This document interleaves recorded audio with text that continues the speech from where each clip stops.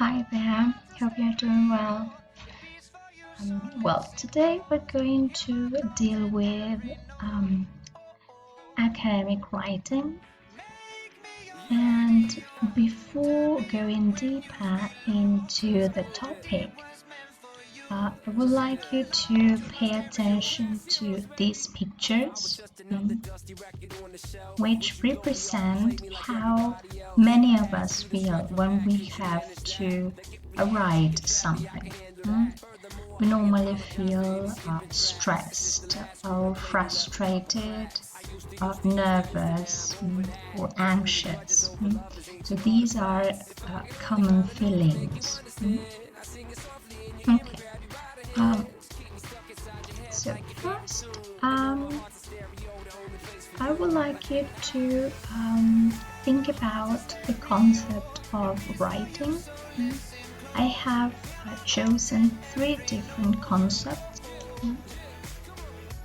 which I think that are very interesting, and they all have important aspects that we should consider. So the question is, what is writing?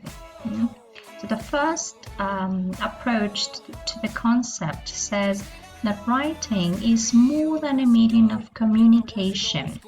It is a way of remembering and a way of thinking as well.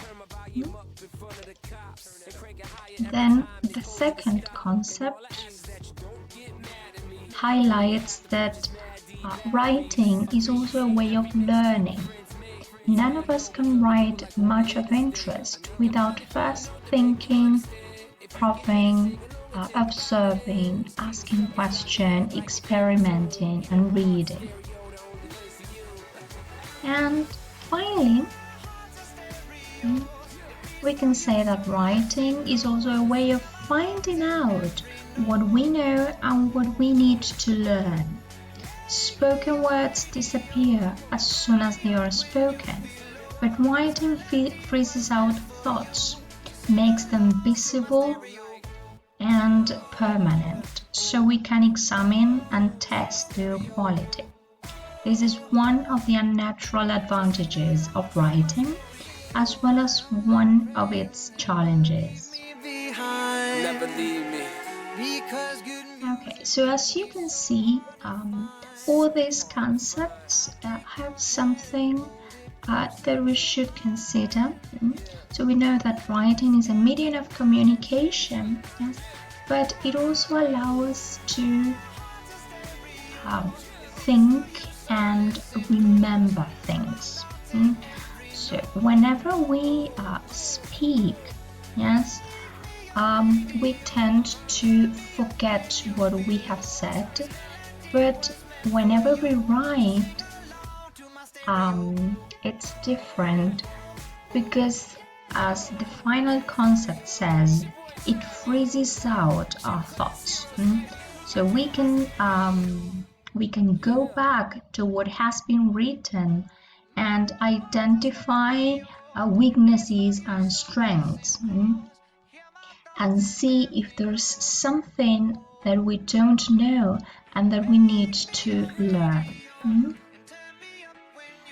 And this is why it's also a way of learning, because by identifying our weaknesses and strengths and knowing what we haven't learned, will allow us to go deeper into a specific topic and think about it, observe it, ask ourselves questions, go back to the material that was given to us, and continue reading and continue learning as well.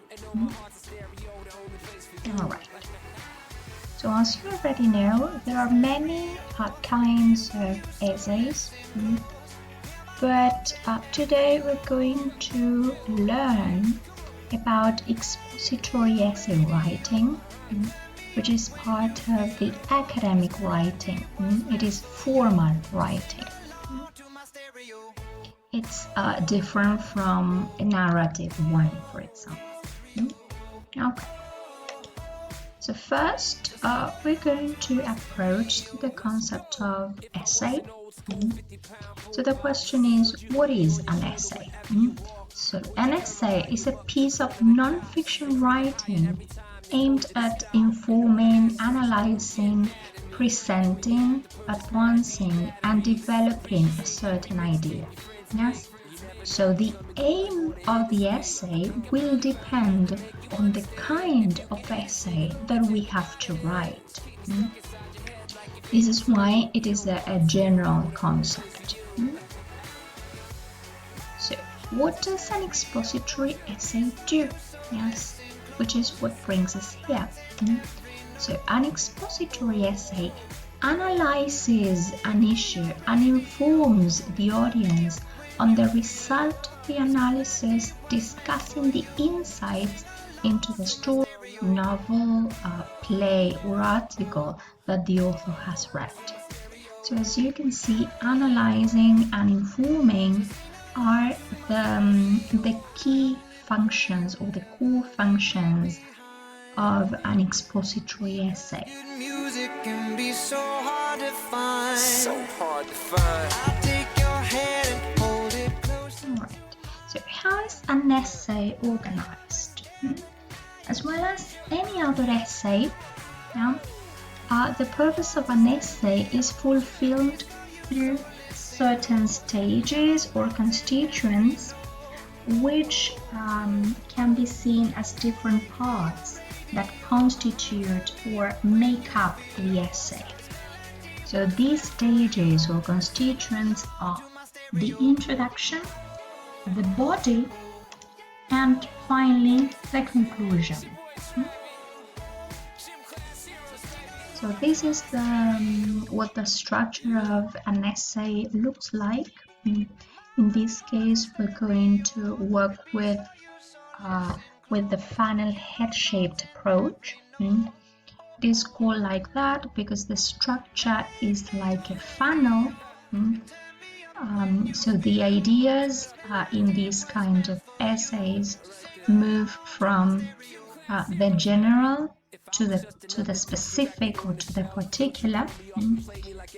So the idea of this approach is to open with a general statement, and then ideas start to progress until we reach the thesis statement, which is a more particular statement.